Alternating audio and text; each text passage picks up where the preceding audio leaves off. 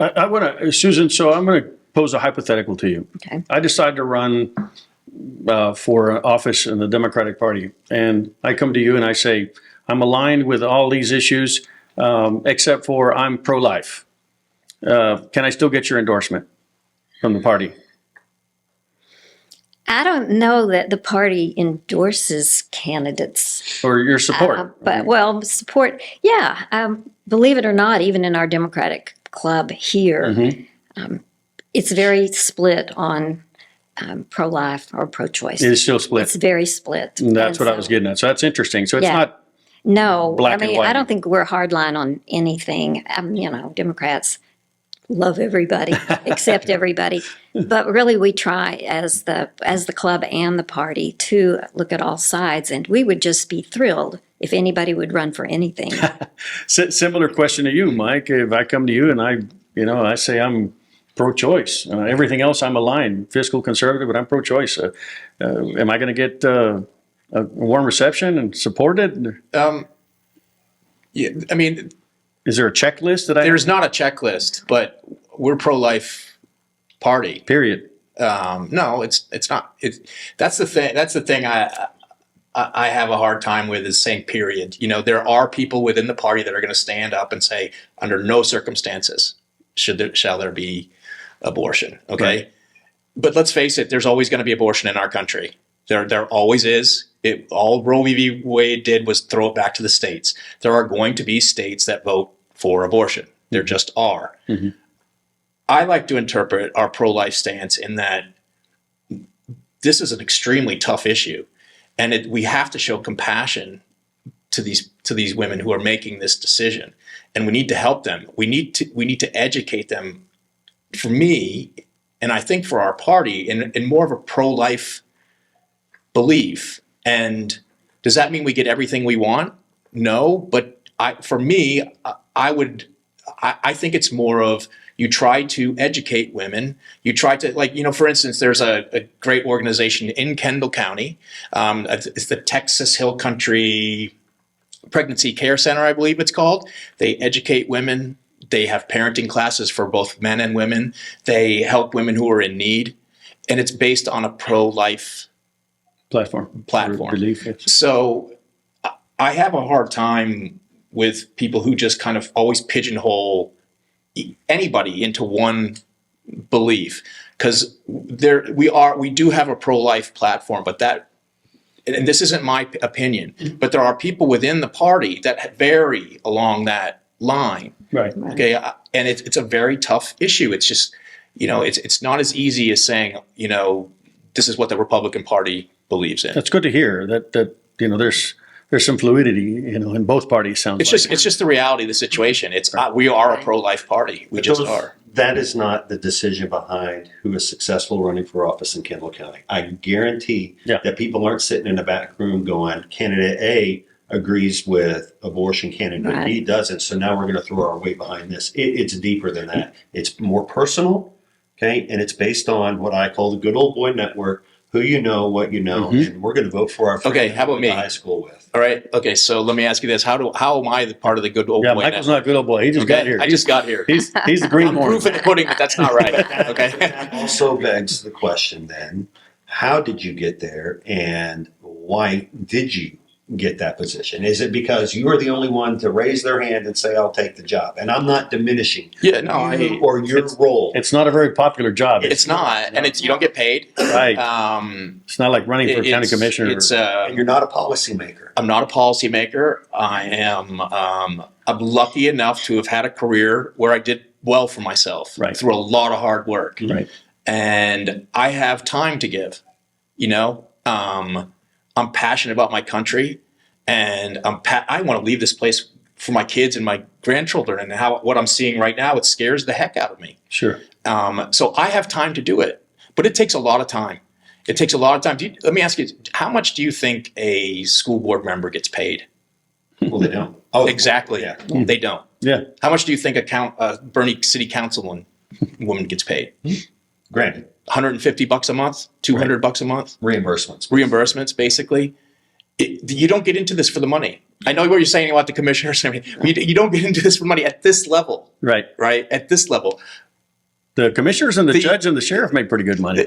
Yeah, but they work hard too. But Mike, you both of you, if you had a candidate running, right, and there was a choice, 3 or 4, there would be some sort of a committee meeting, or there would be people that have been in the party for a while who are going to influence that decision on who the party is going to throw their weight behind. And I've seen it firsthand in Kendall County.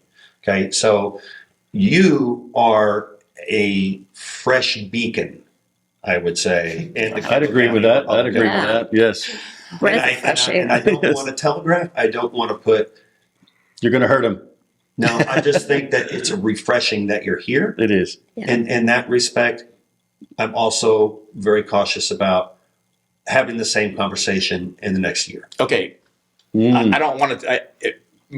But this goes back to what we were talking about before. Right. Is I'd love to get more people involved, and that's one of my goals is to do that. So I agree with you. There isn't a line out the door to take on this kind of stuff, but I hope we can create one. Sure. I do. Hopefully all of us together can create one. Hopefully this can help us do that. It's a fabulous thing to do for your community, and it's an amazing way to meet people in your community.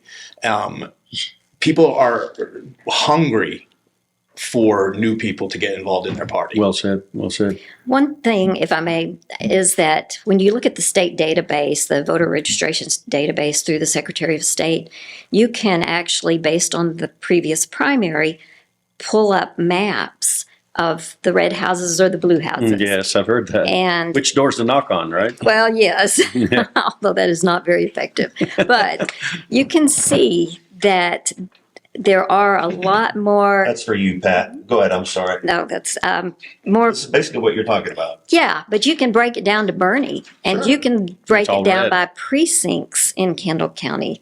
And yes, it is still, it's always probably, no, I'm going to take that back. It is not always going to be completely red, but it's now 4-1. When I moved here in 2006, it was 7 Republicans to 1 Democrat. It's now 4 Republicans to 1 Democrat. And when you look down the I-10 corridor at all of the new subdivisions and the apartments, those are blue. Is it And those are younger demographic? people. They are younger people. We had a little panel a couple of weeks ago of some young ladies, I don't know, 25 to 45 maybe. It's hard to tell now, but there were 5 women that are new to town that have a book club because they're all new. They're all seeking some connections, but they're also all leaning fairly left. And they just need that community. But they said that in their neighborhoods, there is some change. And we're hoping that eventually they'll grow up and run for office. Right now, full-time, little kids. Right. But I do think that there are some changes. And I also want to say that I don't know that it's going to be strictly party, because these ladies were almost independent. They like a little bit of this, they like a little bit of that. Me, huh? And, You're coming full circle to Yes. exactly what I wanted to bring up next. okay, And that is, good. we look at this map, and I apologize due to some constraints, but for everybody to see, this is the latest round of voting on how Texas. Texas looks. That makes Mike happy. Right? It's pretty strongly red, and you have your stereotypical counties that are blue. Sure. What I've been saying for several years now, that Kendall County is fixing to come to an awakening, in that as I conduct these soft polls when I'm out visiting with folks, both our elected leadership and the constituency, and that is, people will tell you off the record, right? They don't agree 100% with either one of the parties. I'm independent, they say a lot. And they'll say they're independent, and Pat, or libertarian. some people will say that they're libertarian, but if I come out and say, well, you're more libertarian, they're quick to back away from that because of the... That's a label. It's a label, and It's a there's a label. negative connotation associated with, well, if you're a libertarian, that means that you believe in zero government, that it's okay to have pedophiles and, individual liberties. And that's not what the Libertarian Party stands for at all. It's a true limited government with the respect to individual rights and freedoms. And libertarians take a little bit from both sides. So I really feel like, not this election now, I think the national election will have some of that in there. But Kendall County is real close to, if the two parties in this two-party system can't figure this out, people are going to bail from both sides. And then we're really going to see what these closet libertarians or independents think. How do you feel about that, Pat? Let's hope so. The libertarians they still have a problem. If you look at the party platforms, there are some extreme things in there that will never happen. Right. And, they get targeted for those positions. And, I think that the basics are, let's reduce the size of government. There are some legitimate things the government needs to do, and that's to protect people from force, whether it's on the border or whether it's crime or whatever. Enforce fraud type things. So if somebody cheats you or defrauds you, you can go after them. But other than that, let's start looking at what the government should be responsible for. And there's so much that you can look at. I think it's Ron Paul that has the what does he have those?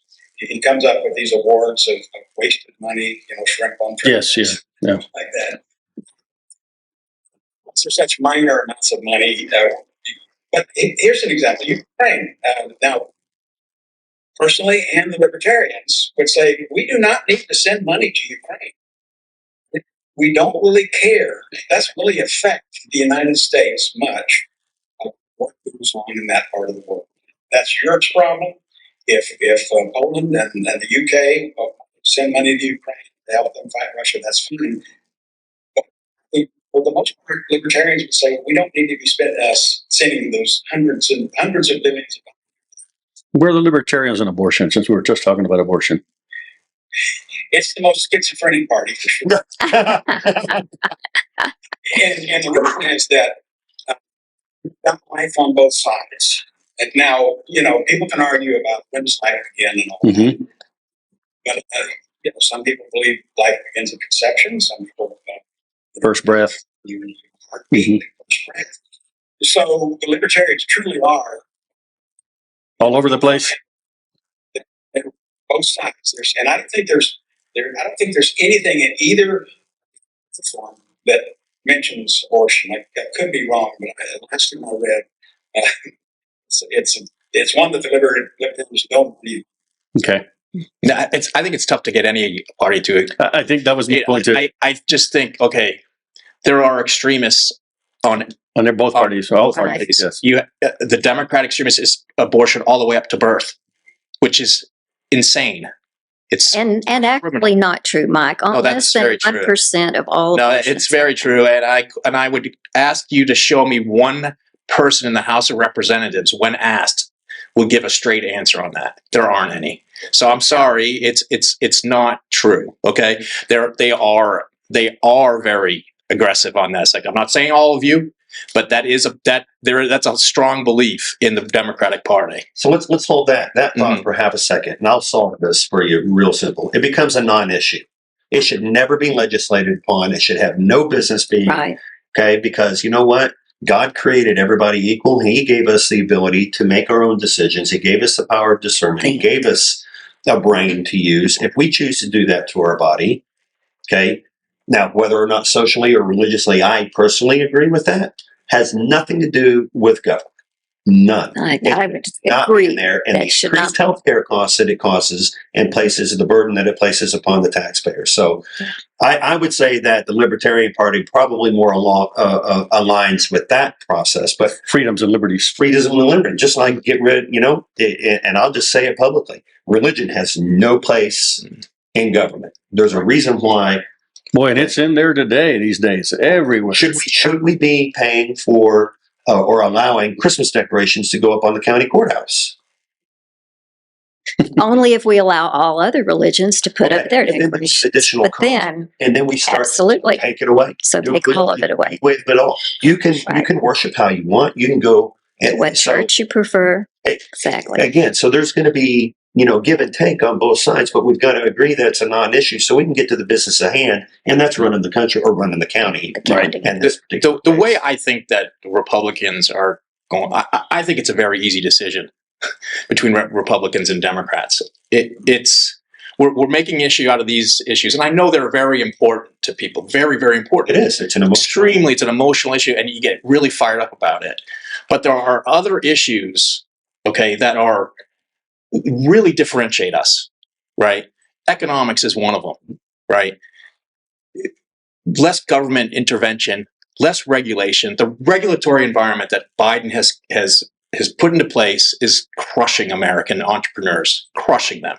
Okay, we have poverty rate has had its highest increase in history under Joe Biden.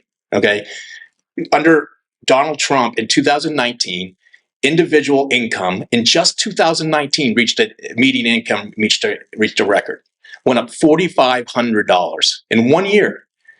It's gone down 5,000 under Joe Biden. Okay, this is how we're going to get those independent voters. We need to educate them. How are you better off? How do you? It's an easy argument. It's not that hard when you stick to the facts. When you stick to what is happening in our country, the border. Okay, easy. We have had in the past year 25,000 Chinese military-aged men apprehended at the border. All right, what do you think they're coming here for? They're not all coming here for a better life. I lived through 9/11. I was there for 9/11. I was in the building in 1993 when it happened. I will bet you my bottom dollar that something like that is being planned again. But not just terror. We're losing. But I'm sorry I go off on a tangent on the border. Okay, but you see this happening in Europe. Mass immigration. Okay, it dilutes your country's culture. You have not the blood, just the culture. Trump said the blood. The culture. You have people coming into this country. Did he not say that though? Trump says a lot of things. Okay? Exactly. The people come into this country with no not having to show any patriotism whatsoever, no knowledge of the United States. You don't have to speak a lick of English. You start losing your own culture. And I'm a product of immigrants. Thank God we have legal immigration, but it should be legal. There should be requirements to become a U.S. citizen. It should be difficult for a reason, and that's the thing I'm so concerned about is us losing who we are as Americans. I see it in Europe. Look at France. It's losing its identity. So you're saying we have an identity crisis? We have an identity crisis. Well, what is the identity we're looking for? I thought we're a melting pot of people from all over the world. We are a melting pot, but look at military recruitment. Uh-huh. It's all-time lows. Why is that? Well, that's policy driven. Why? It's part policy, but it's also a lot of people whose parents were in the military saying, you know what, I wouldn't do it. But it's also kids growing up looking at wars in Iraq and Afghanistan. And we are worn out. Right. And kids are looking at that and saying, even from Vietnam, it's like, okay, why? What have we gained? And look at what we lost. So then how do we take that, what you're both saying, and these are national issues, and actually the border is a Texas issue for sure. It's the number one Texas issue. But how do we translate that into, hey, Mr. Citizen, it's your civic duty to run for office or to serve your country. Serve your country, right? So that starts at home, mom and dad, right? So now we're talking about a crisis of family identity and the loss of that. Dinks, dual income, no kids. Now we have both parents at home, and I'm a latchkey kid. I'm a product of that.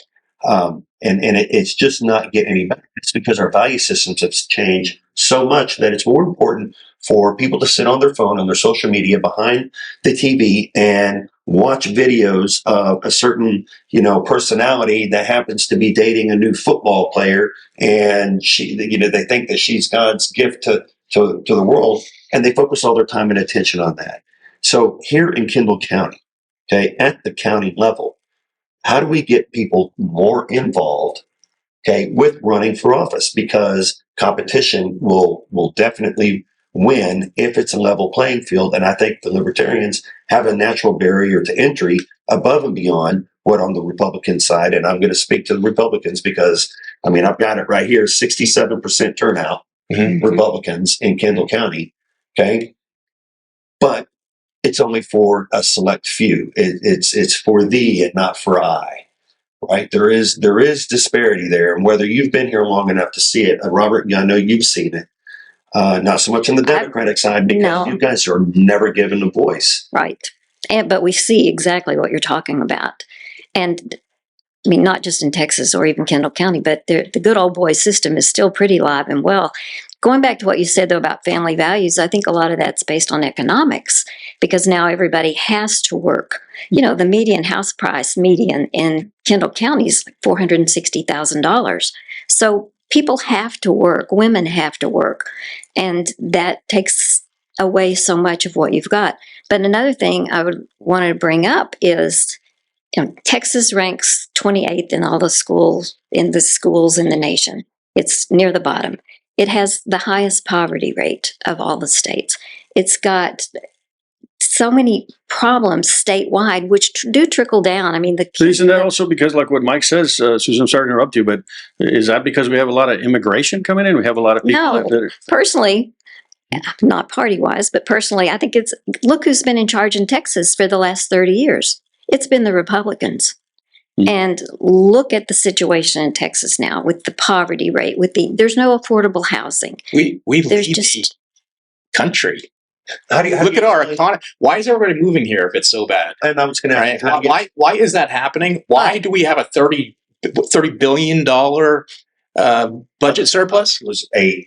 Whatever it is, like it wasn't $8. It's not $8. We got $18 billion in property tax relief. So right? where is all of that? Where are all the problems? I think that goes back to part of that's who's in power, and they're going to stay in power, and they're going to set these systems that enable them to continue, you know, the lifestyle they've been accustomed to, whether it's a local or a state or even all the way up to national. Hey guys, and I'm not stopping this. I just want to let everybody know we've been at this for an hour and 10 minutes. We are more than welcome to keep going because I think we're starting to get into the nuts and bolts on this thing, right? We're starting to uncover a little bit of where you guys stand. Definitely 2 shows. Yeah, it's definitely 2 shows. So I just want to let you know if anybody has to go, we're more than welcome to shut down, but we can keep going and have this. I think we're having a great dialogue. Yeah, I'd love. This is how we're going to get more people to run. Yes, and this is how that's going to happen. Thank you, Mike. And that's the next thing I wanted to pivot to is, I know, Mike, and I've seen the Republicans and the Democrats too at market days where they have your little booths and all and recruiting. And what are you, or have you all ever done anything together, the Democrats and the Republicans, to outside of this? Because I think this is great that we're bringing you guys together to show the community that we can have respectful disagreements and dialogue. But do you all ever do anything in the community together? I think the only thing we do together is elections, which I will say that our elections office is phenomenal. They run a tight ship, and it's, you know, we do a joint primary now. We do all joint elections because it's too much money to split it out, and Democrats are too small. But it's a great opportunity because that office is evenly staffed. Half Republicans, half Democrats, all the clerks, even the judges during one of the elections, any of them. You have an election judge that's a Democrat and one that's a Republican. Right. And interestingly enough, because I've been working as a clerk for over 12 years now, you get to know those people. And although we're not supposed to talk about politics, when no one is in there and you're sitting there for 12 hours. I've seen you at the polls when I go vote. See you sitting next to a lady that's a Republican. And we talk about some of the things, not never if a voter is in, but tell me why you believe that, or what do you think about this? And a lot of times, regardless of party, people are meeting in the middle. It's like, you know, well, I kind of think this. Well, I kind of think that too. And we can find some very common ground, but I think the best thing is that we've made so many friends, literally friends, from being forced to work together in that setting. It's amazing. It really is. I've never seen another county like it. You open up your horizons a little bit. Yeah. That you have a little bit in common. I think, Robert, to your point, maybe that the next earliest opportunity, I think it would be interesting because the one thing I'd like to do is take the power away from those people, right? Taken away by all of a sudden you have the Republicans, the Democrats, and the Libertarians. They all come together and they host Two level-headed. I mean, we got three level-headed people here that are. a Blue Santa program. And you Yeah. work together on a Blue Santa program, Yeah. right? And then all of a sudden the community's like, "Oh my gosh, what are you guys doing working together?" Exactly. We're diametrically They're all going to get hate mail though, but they're all going to send some love mail as well.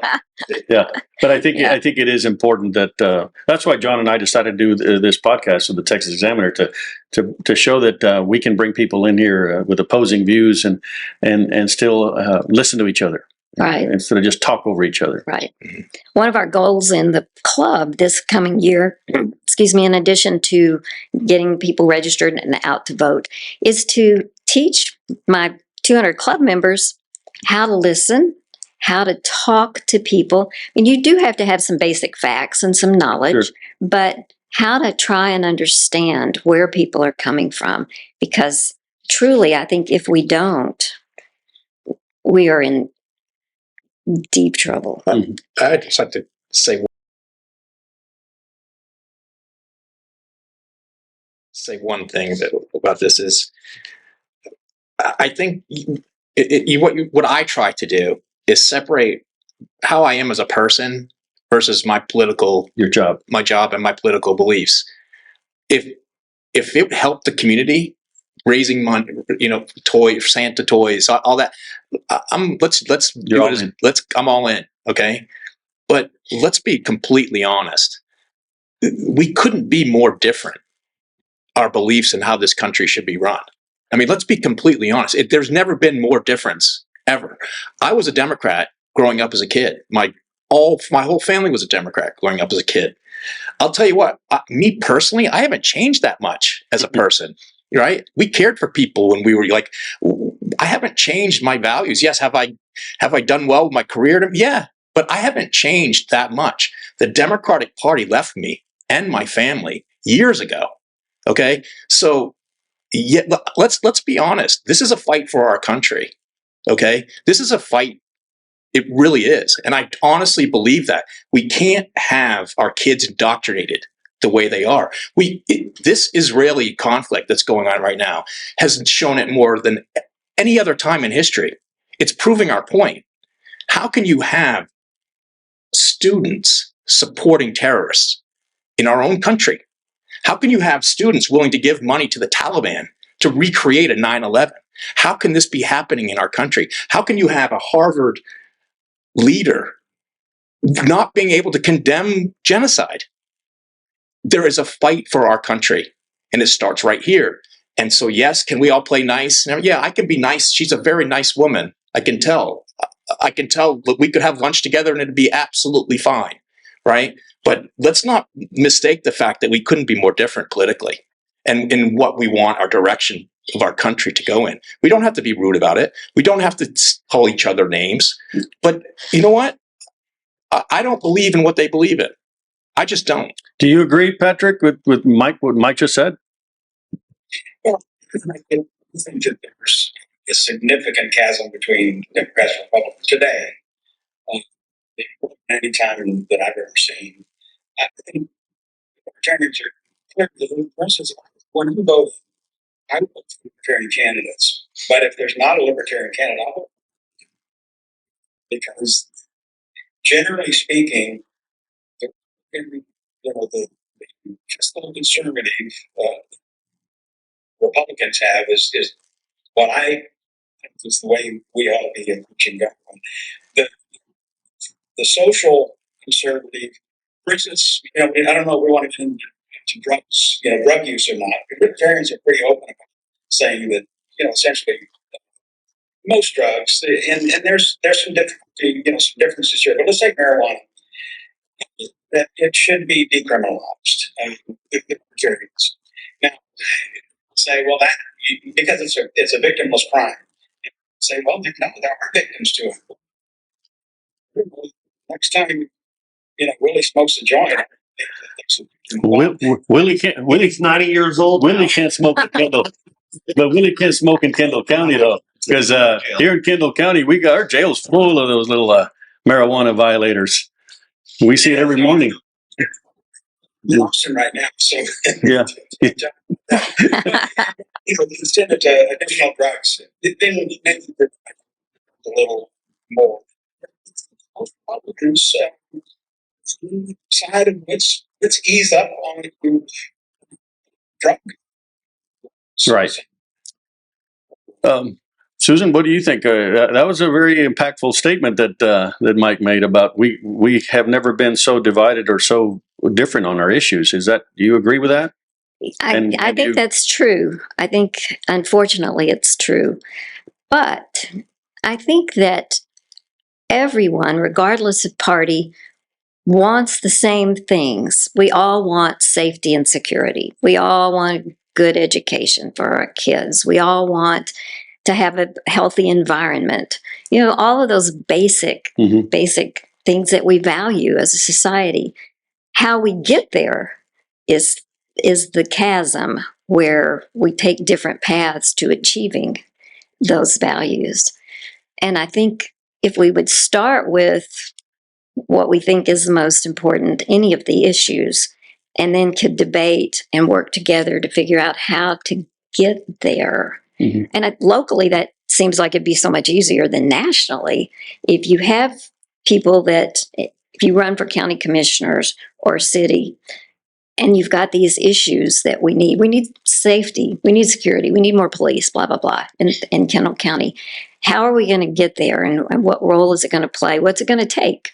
You know, I can appreciate your view on that, really your own personal view, but that's not what your party believes. Okay, your party is not the party of security and safety. Okay, No, I disagree. Where did defund the police come from? Where did it come from? That was a fringe Look at group. the highest criminal rates. But Mike, isn't that like when you say, well, Trump says a lot of things? Some of these Democrats say a lot of things too. Okay, you know? great. So let's look at what the facts are then. Okay, New York City, Los Angeles, Kansas City, right? Chicago. They're Democrat-run cities, but they have a pretty big police forces. Yeah. Oh no! New York City, well funded. New York City, because of the immigrant crisis, is now cutting police. No, that's not true. They've cut $1 billion off of their budget in New York City, and they're about to cut more. I think it's convenient that we're going to blame it on a budget issue when in Dallas specifically, it's not necessarily a budget issue, and they're at less than 50% staffing in Dallas, which is. But why is that? Because people don't want the job. They don't respect the police. They don't want to be one. They don't. Right, and why is that? Because we've made it so difficult to allow them to do their job. Exactly. You've made my point. No, and I wanted to bring that up because you are right. It's a fringe group, right? BLM fabricated. All these other fringe groups. What did you mention? How is it a fabricate? How is it a fringe group? I think that our media latched on. I think it's the media. I think media has latched on to the governors of California, the governors of New York, the mayors of Chicago. They're the leaders. They're making the policy. Okay, it's not. These aren't fringe people. This is their policy. But it was based on an incident. Let's look at. It's still going on.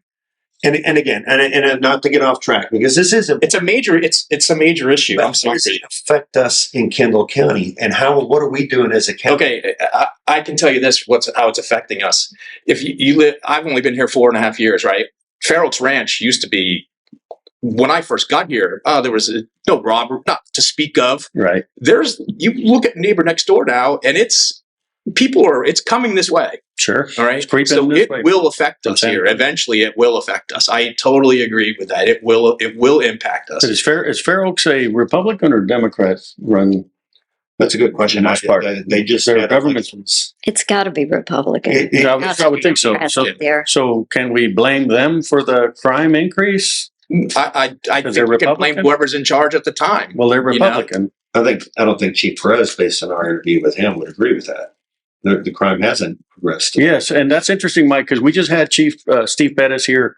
We just aired the show, actually, and he made a comment how crime has not increased here significantly. Although he did talk about how there's these transient criminals coming, from San Antonio. I mean, I've seen it. But he mentioned that crime has not really been an increase here, fortunately. And well, thank God. I mean, it is coming. It's coming. It just feels like it's coming this way. Sure. And I'm a landlord in the city, and I have seen it drastically increase. Shootings at my apartment in Kendall County. In Bear County. My apartment's in Bear County, but my point is it is increasing. Okay, and I just think it's a natural evolution for us to expect. You know what? Let's not, like as you said earlier. I can almost compare it to one of my roles as chairman is don't even try to bring your democratic policies out here, right? It's not going to go from 67%. It's going to go to 75% Republican turnout. That's my goal. Okay. And it's the same with crime. You must fight it, and you must put forth your own values, and I think the Republican values are much better prepared to fend off crime than George Soros funded DAs. But do we fight that at the expense of individual liberty? What do you mean? I mean, if we can legislate something to death, right? We'll use 2A as an example. Yeah. All right. The firearm is not the criminal; it's the person holding the firearm, right? So why are we legislating against the firearm and instead of upholding the laws that we already currently have on the books for the individuals, right? And I think to your point, you would argue that Democrats would say, "Oh no, we need more laws," or right? And they think that by legislating it more and by throwing more money at it, it's going to solve the problem, and it's not. And again, I'm going to go back to that it should be a non-issue. Right. Right. Leave it up to the states. I mean, we've already fought one war over states' rights. Right. We don't need another one. So let's let the states handle this how they want to. Keep the federal government out of our business, and then we can handle and address these challenges individually. I want to address something with Susan too. Susan, the Democrats seem to have this this chaos in the party, and correct me if I'm wrong, but I see it where you have some very, I guess, progressives, very liberal, I guess, and then you have some others that are trying to toe the line, and they can't move anything through because the progressives are keeping them, the AOCs of the world, as an example. Is that hurting your party? I think it's hurting the whole Congress, truly. Okay. But I think it's indicative of these younger, more independent-minded, progressive. Rousers? Yeah, in a okay. sense. They're challenged. They're just trying to make a name for themselves and have the individual. Well, I think a lot of them are on both sides. Yeah, that's I guess the same fair question to Mike. Mike, you have I have a lot of friends that I've known that have been Republicans all their life. I have family members that have been Republicans, and they're getting called rhinos now just because they don't agree with the Trump camp.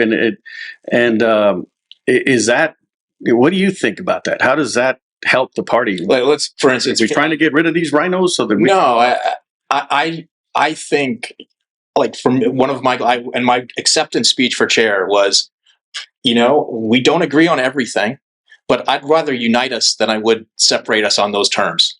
And we're just not going to agree on everything, which I think is okay to not agree with it. Like I mentioned, wouldn't you rather be part of a party that can disagree on something, okay, than have to be part of a party that has to agree on everything? The Democrats will not vote on their own beliefs. They all fall in line. They all vote according to plan. And I'm proud to be a Republican that, I don't have to believe what every Republican says personally. But that goes against what my role is, to bring them all together. So I don't really enjoy when the word rhino is used, because it separates us instead of brings us together. So my goal is to stay positive and try to unite us and bring us to it. Try to bring us together. Your job must be tough, Mike, because I don't see this so much in the Democratic Party, but I see it going back to Trump, as that this name calling, this belittling that he's known for, and we keep writing it off that, that's just Donald Trump, and it must be tough for you, because I know it happens here locally. I see it on social media. Mm-hmm. Some Republican disagrees with something, they call him a rhino, How do you balance that? How do you bring them together, or do you chastise people for doing this within the party? No, I'm not going to lie. I get angry at like the budget. Right. I hear people voting for the budget. I hear Republicans voting for this new Defense Act that just went through, and it makes you angry. However, a Republican who votes 80% my way is better than any Democrat. Lesser, you're just Okay. lesser to evil. And we don't have to agree on everything. Isn't that America? Yes. You don't have to agree on everything. Well, America is having an actual choice and not being Having a choice. okay, but we don't have Yes. choices of Americans. We're given two people the way it currently stands, a Republican and a Democrat. You've got to choose one or don't vote. And I argue that most of our citizens say, screw it, I'm not going to vote. I don't like either one of them because there's not a viable option. Because nobody has the intestinal fortitude to stand up and say, I believe this. I will die on this hill because I believe this, and I will support your right to believe the same way or however you want to. But if you want to see a change, this is how you vote. Well, Patrick Conroy seems to be one of those guys, right, Patrick? You'll die on that hill every year, right? Well, yeah, I mean, you know, there's an anomaly. There's no question about that. You have to say that I was happy that he beat Deadly, but you know, he's his own worst enemy, and he's probably the only Republican who gets to Biden if Biden doesn't back at the nomination. And it looks like Trump's going to get the nomination.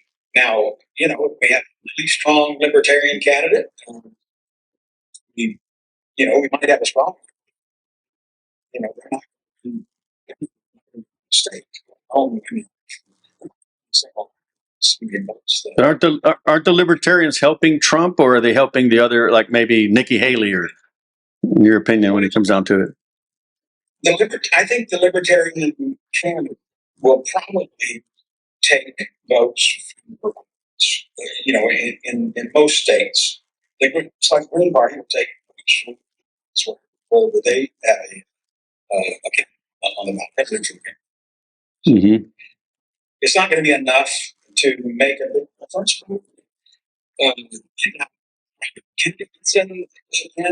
Then who knows? I mean, maybe it's a libertarian. Interesting. So it goes back to what we were talking about earlier. I think the country would benefit from a revamp or an overhaul of the entire election process. Get rid of the two-party system. And then I've got one more question, and I don't know if we can continue, but I want to get everybody's opinion on term limits. Absolutely should have some. And your reasoning behind that.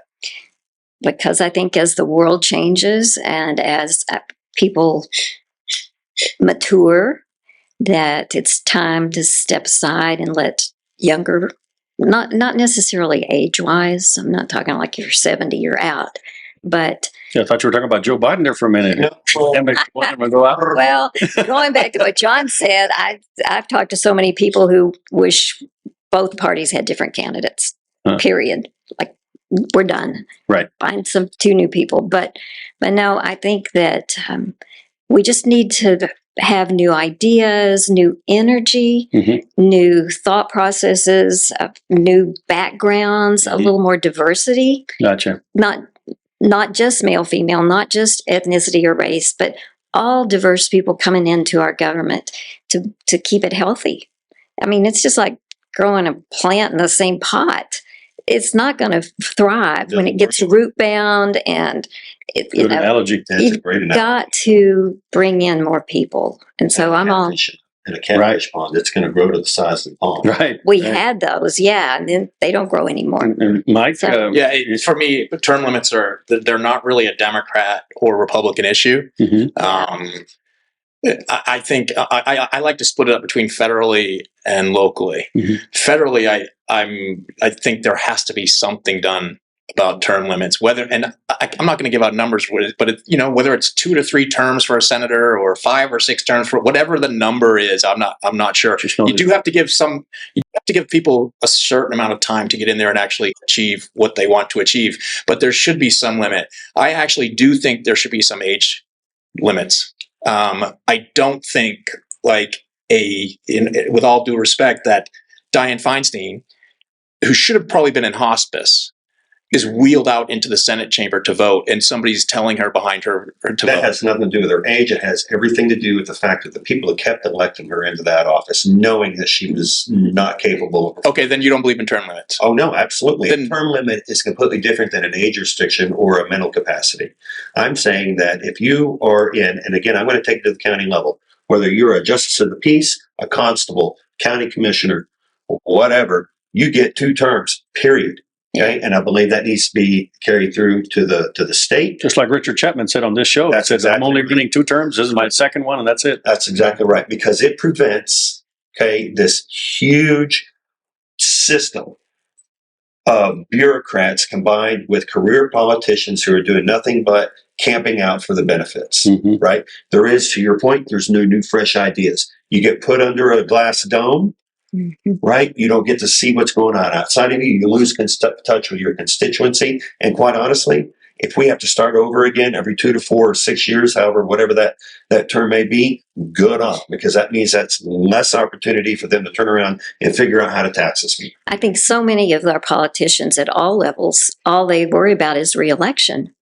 And that's all they focus on. And that's why they're not approachable. Right. And if they knew they had 4 years, 8 years to get in there and get the job done, get her done, and then you're out, then you don't perpetuate that, I just want to sit here for the rest of my life. And to Mike's point, Mike, you just said that we need longer terms, because when a new candidate gets there, they need time to implement their. Can you imagine if you're a state rep, right? You get elected and you have 2 years, right? I mean, Republican or Democrat. It's not enough time. It's how do you get to do everything that you're supposed to do, and then the election season starts almost a year ahead of time, right? So you just aren't given a lot of time to really get 4 years. Right. So I hear what you're saying. I think there's this is not a mountain for us to die on. I think there's some way to come to an agreement on it. At the local level, 100%. But there are plenty, and I've done I'm not going to name names, okay? But I was getting prepared for this question. There are a number, if you go back, of incumbents that have been beaten in Kendall County, right? And a part of me is like, well, that's the voter's choice. Absolutely. And there are some that I've heard, again, being a newbie, that have done a magnificent job for this county. And I would hate to just, because of a term limit, take somebody who is so good at what they do, okay, and take them out just because they've been there 2 times. Because they're actually doing things actively for the community. Within the community, or are they good because nobody has the intestinal fortitude? They're good because they're actually doing really good things for Kendall County. And not everybody in public office in Kendall County is a bad I 100% agree. So there's actually some really good people in Kendall County. Is an amazing place to live. And I think they do a magnificent job for the most part, and you're right. It's a tough line to draw because we are growing so fast. How do you balance that growing so fast but keeping our values? I don't know, but that's maybe on a tangent. But I do think that's where I am on a local level. It's just a bit tougher for me because there are examples where people vote out incumbents, and that's that should be up to me, not up to you telling me that, okay, you've done it for 4 years, now you're out. So then, by your argument, we should leave any competent military general officer that's run a successful campaign, we should leave them and not force them to retire. No, I'm talking locally. So I'm saying commissioner. No, it's different. If they're doing a good job, I don't get to vote out a general. You can. How do I do that? You got to vote for the folks. The president. That's the only way, right? Yep. It's the only way. But so it's different. It's for me, the local and federal is different. I 100% agree. Federally, something needs to be done, but not locally. You don't think there should be limits locally? I don't. No. It's a discussion. It's a discussion to have. What's that number? My fear of saying is that we make it 4 years, and then it's like, well, geez, what this guy was. This man or woman was fabulous, right, and it would be a shame to see them go. I think there's a lot of fabulous people that can. It's just hard. But on the other hand, if you've got these people that are doing a great job and they set a precedent 4 or 8 years, hopefully they're mentoring new people coming in. But they need to get out of the way, because when it's like, oh, Susie Joe's not running and she's been there forever, but now she's not running. Somebody's going to have to step up. Sure. It's going to leave a void. And it's motivation behind why people continue to run and want to stay in office. And 9 times out of 10, I'm going to argue that it is an argument or a position for them to continue their own personal agendas. Of course. I think that can be said of almost all politicians. That's true. Well, we got some JPs coming up next round, right? In 2 years? Because I think we're... Yeah. So all of them, all the JPs are up for, and all the commissioners. So maybe you guys can round up some folks to not that the JPs that are there not doing a good job, but I'm saying, but this is an opportunity to bring in people to challenge these JPs. That's a good job, pays well. We had a couple of JPs here recently, and that may be something for our candidates to consider. Mike, it's been a real pleasure meeting you. Like John says, you're a breath of fresh air to come in with an open mind but with strong convictions at the same time. Yeah. And Susan, the same thing with you. You come in with an open mind, and you're also very loyal to the party. And I appreciate you too, Pat. Thank you so much for hopefully being the tiebreaker and the guy that holds everybody accountable. And maybe we need more people like you. Good luck trying to get more folks on your side of the party and the Libertarian Party. John, any parting words? I just want to let everybody know that is watching or listening to us today that when we actually do publish a show, we'll put everybody's contact or the party's contact information. Okay. Anybody has additional questions, or if they want to have private conversations with the individuals, because I get the impression that everybody is approachable. Right. Yes, absolutely. So we'll put that information out to share. And folks, and I apologize, I've got a blinking light on here on our technology, so I'm not sure if what we're doing here in the studio is going to make it, but I know it'll make it onto Pat, and we'll be able to still convey what we've talked about for however long this has been occurring. So I'm a little concerned about that on the technical side, but we do want to ask our listeners and our viewers to please, folks, this is a lot of work to put this together.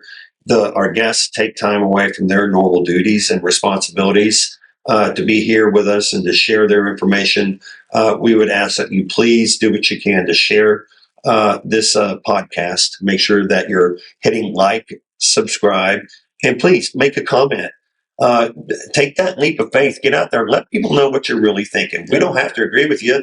Nobody on this team is going to single you out for thinking differently. Nope. We want to hear from you. And we're now on Spotify, on Rumble, YouTube, Facebook. So we're all over the place. You can find us on iTunes, yes. You said Spotify, and basically anywhere that you're going to you get your podcast from. We are now live on. Well, I really appreciate you guys doing this. Thank you. Yeah, thank you, Mike. So much. Appreciate that very much. Best of luck. Sorry we weren't able to pay you guys today, but y'all are used to that. Thank you so much, folks, for tuning into the Texas Examiner. We look forward to seeing you soon, and with some of our upcoming podcasts, where we're actually going to have a debate between a couple of candidates. That's if one is already agreed, we're waiting on the other one to show up. The up and coming election of Kendall County. Yes, one. Yes. One contested race. So thank you. Thank you for tuning in.